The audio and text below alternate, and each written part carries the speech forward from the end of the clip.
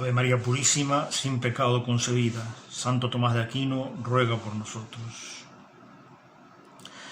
Vamos a hacer una lectura del comentario de Tomás de Aquino al Evangelio según San Mateo, en lo que concierne al episodio de la Transfiguración, que fue el Evangelio en el segundo domingo de Cuaresma. Capítulo 17 del Evangelio según San Mateo. Dice el Evangelio: Jesús se transfiguró y brillaron, o brilló su vestimenta, su rostro. Sobre este brilló, dice Santo Tomás, sus cuerpos se hicieron gloriosos, resplandecientes. Su cuerpo. La transfiguración es un milagro extraño ante pocos testigos que concierne especialmente al cuerpo. Dios quiere que el cuerpo sea glorioso. El alma de Cristo ya tenía la gloria. Aquí el cuerpo, como un relámpago, recibe a partir de la gloria que tenía el alma interior llena de caridad. Ex claritate interioris anime plene caritate.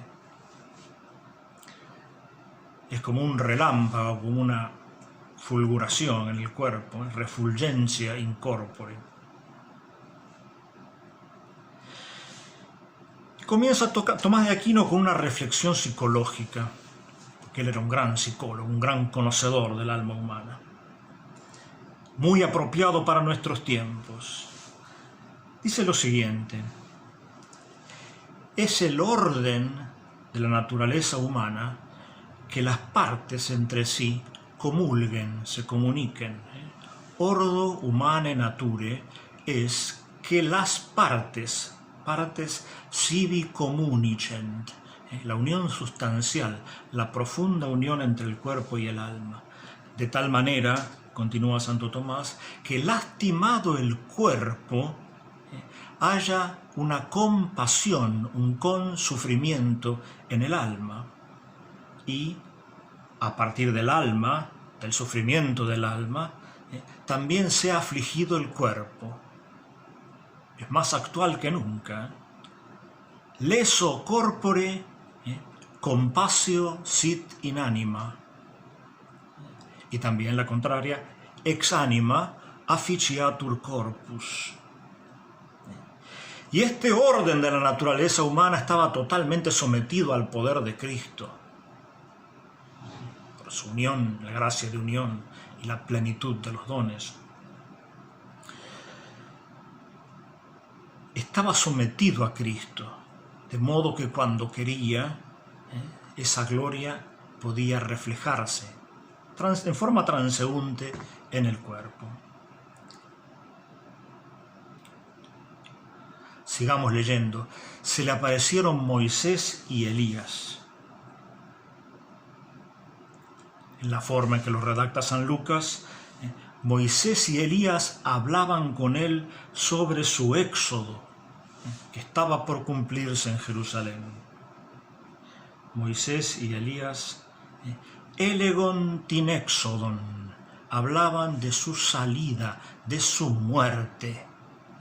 La transfiguración se lee en Cuaresma porque tiene que ver con la muerte, con el tema de la muerte, del Mesías y de todos nosotros en el Mesías.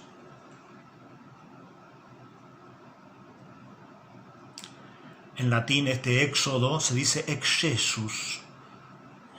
Ex Jesus. Un gran comentarista dice que se trata del exceso, del amor hasta la muerte.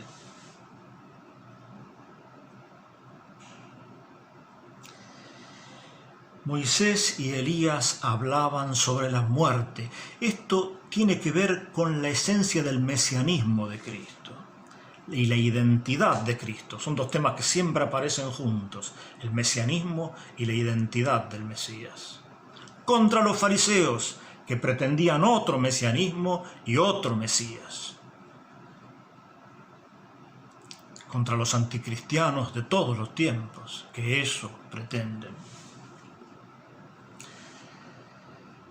¿Por qué se aparecen Moisés y Elías? Santo Tomás ofrece a continuación las razones que da San Juan Crisóstomo. La primera, para confirmar la fe de los discípulos. En el capítulo anterior, en el 16, estuvo la confesión de Pedro, la espléndida manifestación de la fe de los discípulos. Tú eres el Hijo del Dios vivo. Ahora hay que confirmar, mostrar que es real eso que Pedro dijo en la transfiguración. ¿Quién dicen los hombres que yo soy? Y algunos dicen Moisés, Elías, algún profeta resucitado. Algunos decían Elías. Ahora queda patente la diferencia entre Elías y el Verbo de Dios que enviaba a Elías.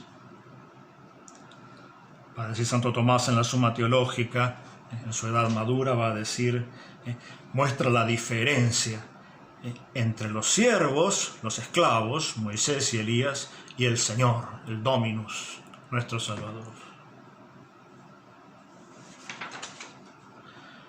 La segunda razón de la presencia de Moisés y Elías es para refutar a los judíos, continúa Tomás de Aquino.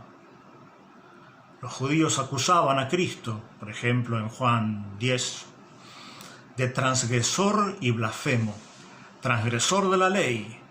Aquí queda probado que no. Moisés, el legislador con mayúsculas, se aparece dando testimonio de que Cristo es el perfecto cumplimiento de la ley. O blasfemo, Elías, el profeta más celoso, que no toleraba la idolatría, afirma con su presencia que Cristo no es blasfemo, sino Rey de los profetas, Dios verdadero. Tercera razón, Cristo quiso mostrarse juez de los vivos y de los muertos. De los vivos, en la figura de Elías, de los muertos, en la figura de Moisés. Insistimos, la transfiguración tiene que ver con la muerte. Cristo es juez de todos ellos, la vida y la muerte están en su mano, en las manos de los que lo precedieron, los grandes del Antiguo Testamento, como Moisés y Elías, y de los pequeños hechos grandes en el Nuevo Testamento, los discípulos que están a sus pies, y los que luego seguirían su camino.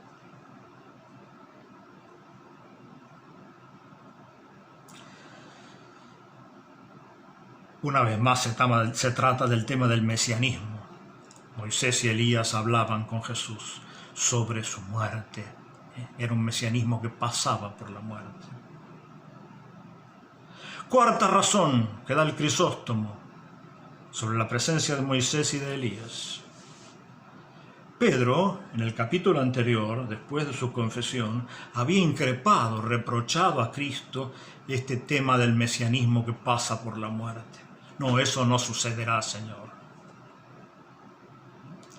Entonces, Cristo le muestra, invocando y trayendo a su costado a Moisés y Elías, que son dos que se expusieron a la muerte por la verdad, por la palabra de Dios. Moisés repetidas veces, pero especialmente contra el faraón, y Elías repetidas veces, especialmente contra Jezabel, la reina perversa. Quinta razón de la presencia de estos dos grandes del Antiguo Testamento. Moisés representa la mansedumbre, Elías el celo, el amor ardiente que no permite rival, el celo de Dios. Y estas dos cosas tuvieron su plenitud en Cristo Jesús, nuestro Salvador. La mansedumbre y el celo ardiente, que es nombrado en el Evangelio de San Juan, capítulo 2. Por último, la sexta razón de la presencia de estos santos, señalada por la glosa desde tiempos antiquísimos, se trata de que toda la ley y los profetas, Moisés y Elías, dan testimonio de Cristo. Esta es la forma de leer el Antiguo Testamento, en cuanto a que ley y profetas dan testimonio de Cristo. Continuamos leyendo. Dice San Pedro, hagamos 3 tiendas. 3 tiendas. 3 tabernáculos, como se decía antes. San Juan Crisóstomo dice que esto refleja la carnalidad de San Pedro, pero Santo Tomás se inclina, sin negar esto, que nos concierne a todos, la carnalidad, que también está presente la devoción, el amor de San Pedro, ex nimio fervore, por su ardiente amor, decía estas cosas. Viendo la gloria de Jesús, no quiso jamás separarse de él. Hay una oración del sacerdote antes de comulgar que dice esto: no permitas que nunca sea separado de ti. Hace unos años Ratzinger dijo que era la oración favorita de él en la misa. No quería separarse, por eso dijo esto, y lo dijo bien San Pedro, dice Santo Tomás. En algo dijo bien, por su ferviente amor, que no quería separarse. Y en algo dijo mal, continúa Santo Tomás. En algo dijo mal San Pedro, porque creía que la gloria podía alcanzarse sin pasar por la muerte. Una vez más el tema del verdadero mesianismo, que podía tenerse la gloria sin pasar por la muerte. El tema del verdadero mesianismo y el tema de la muerte.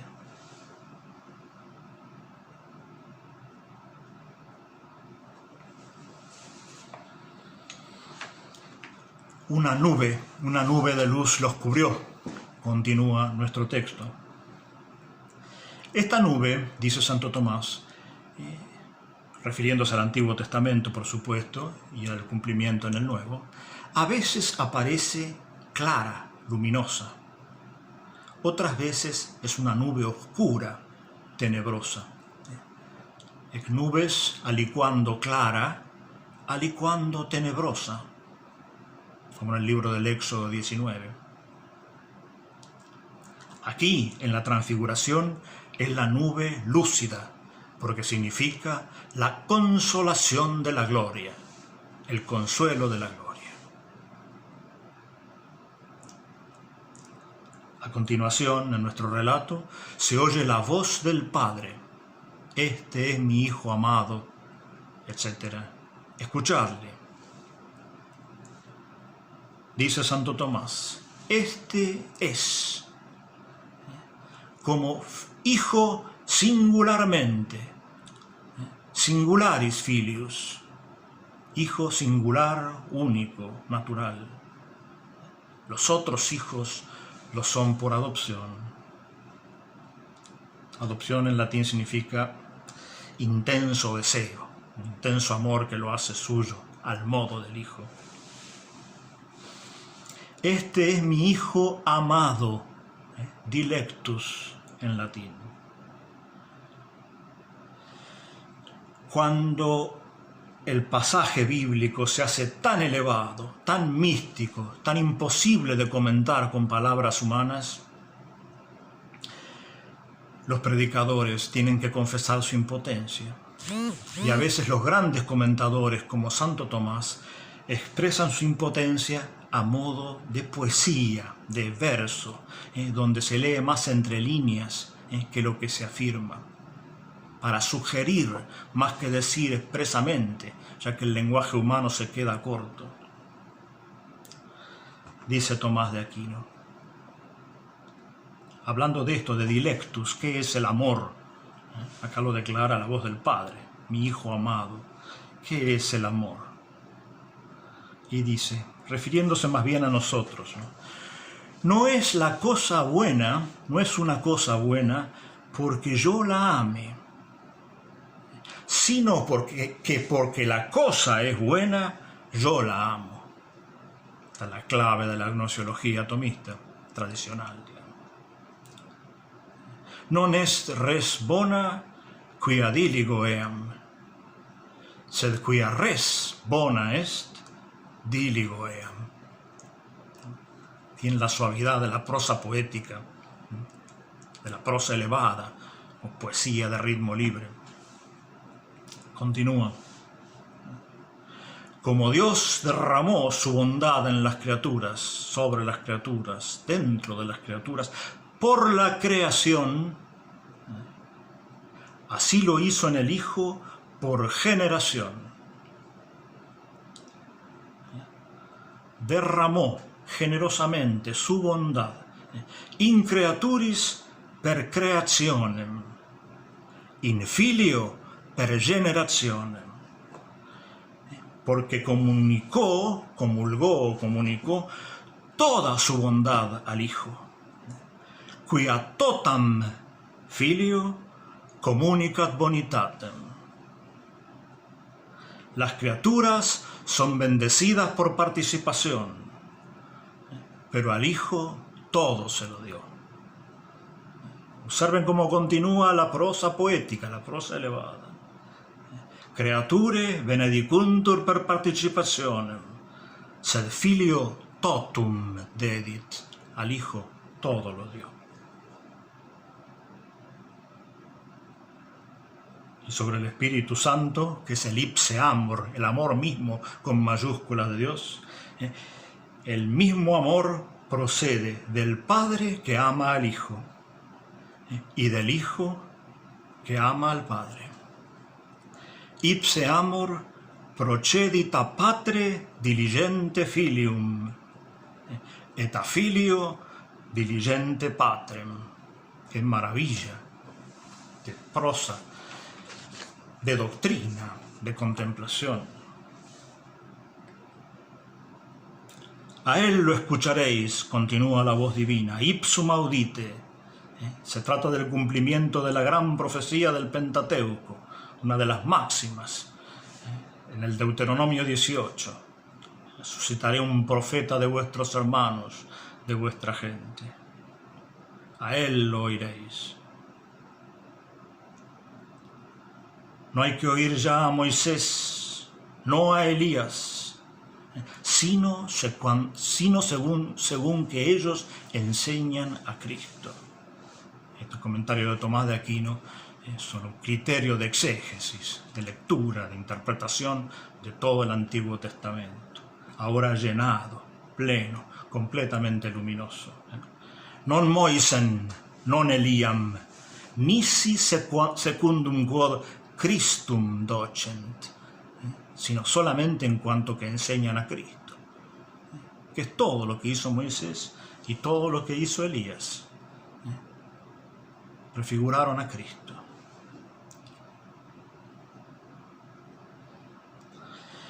Y sobre esta relación entre Cristo y el Espíritu Santo, que acá está manifestada en forma silenciosa en la transfiguración, continúa Santo Tomás. Porque en el bautismo de Cristo el Espíritu Santo apareció en forma de paloma. Ahora el Espíritu Santo aparece en forma de nube lúcida, nube de luz. ¿Por qué? Dice Santo Tomás. Porque en el bautismo hay una doble regeneración. Una en el bautismo, que es simple y fecunda. Por eso la paloma, que significa la simplicidad y la fecundidad. Y hay otra regeneración en la nube de luz, que es para la gloria, ad claritatem, y para la extinción de toda concupiscencia, la exclusión completa del pecado en la vida eterna. La transfiguración tiene que ver con la vida eterna, una vez más con el tema de la muerte, por la cual se entra a la vida eterna.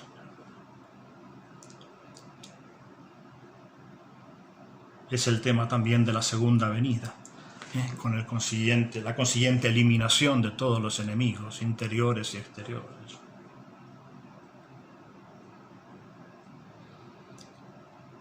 Continúa Tomás de Aquino leyendo el Evangelio. Cayeron sobre sus rostros. Estaba en griego. Epesan is prosopon αυτών. Cayeron sobre sus rostros los discípulos al ver la visión y al oír la voz del Padre. Pero observa Santo Tomás con su habitual humor, tiene acá algo de humor, de ternura, de inteligencia con chispa. Dice, de un modo caen los impíos, de otro modo caen los discípulos que aman. Los impíos caen hacia atrás, como Elí. Elí fue padre de unos sacerdotes corruptos. O como en la pasión, se acercaron a Cristo los que lo iban a detener, a arrestarlo, y al oír de la boca de Cristo la palabra yo soy, retrocedieron y cayeron hacia atrás. Es uno de los pasajes o imágenes más brillantes y consoladoras, con cierto humor, en el Evangelio. Cristo dice yo soy, a punto de morir, sin ninguna fuerza humana ni militar. Yo soy, y los armados, los potentes de la tierra, retroceden y caen hacia atrás. Pero en cambio los santos, dice Santo Tomás, también caen, como los impíos, pero no hacia atrás, sino hacia adelante, sobre sus rostros, en la forma perfecta de la adoración, de la confesión, de la adoración del Dios verdadero. Y continúa Santo Tomás en su estilo inconfundible, siempre apegado al cuerpo, al tacto. Dice, los conforta, Jesús los confortó, se acercó y los tocó. Los conforta de palabra y de hecho. De hecho, facto, de facto, per contactum, por el contacto de Cristo. ¿Qué habrá sido esto sobre los discípulos? La mano de Cristo que los levantaba. Y por la palabra, contra el evento simbólico de la caída, dice Cristo, levantaos, surgite, el verbo cum, el verbo de la resurrección en hebreo. Y ya no vieron sino a Jesús solo, concluye el texto del Evangelio. No vieron sino a Jesús solo. Y comenta Santo Tomás, ciertamente, recedente umbra legis, estando en retroceso, terminando la sombra de la ley y la doctrina de los profetas, se colmaban, se cumplían y se retiraban. Solamente la doctrina de Cristo subsiste. Sola doctrina Christi tenetur. Tenetur significa es sostenida, es abrazada, incluso por nosotros, agarrada fuertemente y permanece para siempre. Sola doctrina Christi tenetur.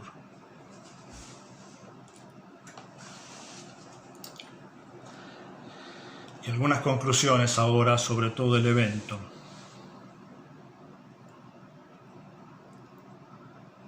Estas están sobre todo en la tercera parte de la Suma Teológica, cuando habla de la transfiguración, el tratado de la vida de Cristo que hay que leer permanentemente, sin desfallecer. Cristo dice, habiendo anunciado su pasión, los induce, los conduce adentro, inducir, induxerat, al seguimiento de su pasión. Él va a enfrentar la pasión, quiere que nosotros, que los discípulos, lo sigamos en su pasión. Este es el tema de la transfiguración. Por eso tan amado por la Iglesia. Es el tema del martirio, es el tema de la vida religiosa, es el tema del matrimonio. El seguimiento de su pasión, el extremo del amor.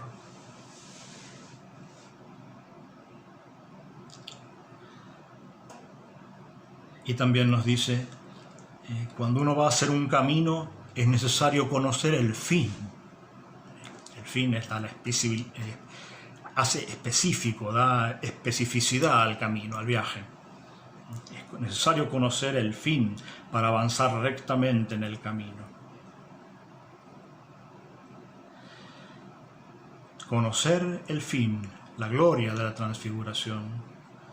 Y esto es especialmente necesario, máximamente necesario, dice, cuando el camino es difícil y áspero, cuando via difficilis est et aspera. Finis vero iucundus, el fin en cambio es gozoso, alegre.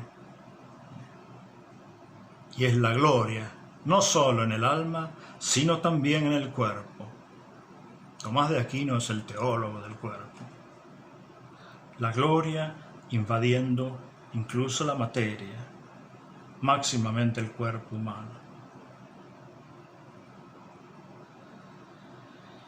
Y también señala, por supuesto, trayendo a colación el último capítulo de San Lucas, convenía que el Cristo sufriera. Era conveniente, era armonioso con el plan divino, con la predestinación eterna de la Trinidad, que el Mesías sufriera. Esa clase de mesianismo, que el Mesías y los del Mesías sufrieran y así entraran en la gloria.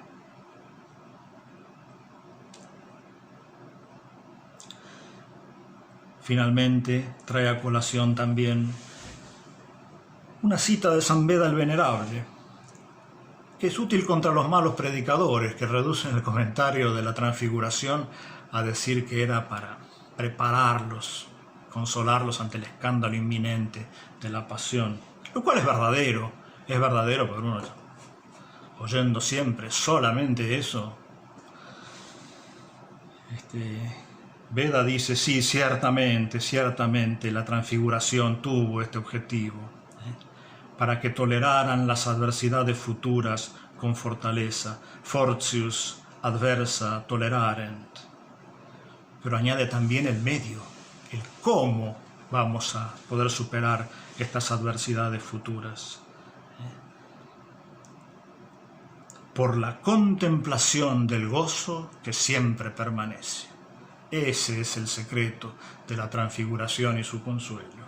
Contemplazione sempermanentis gaudi, de un gaudium, de un gozo, de una alegría que siempre permanece.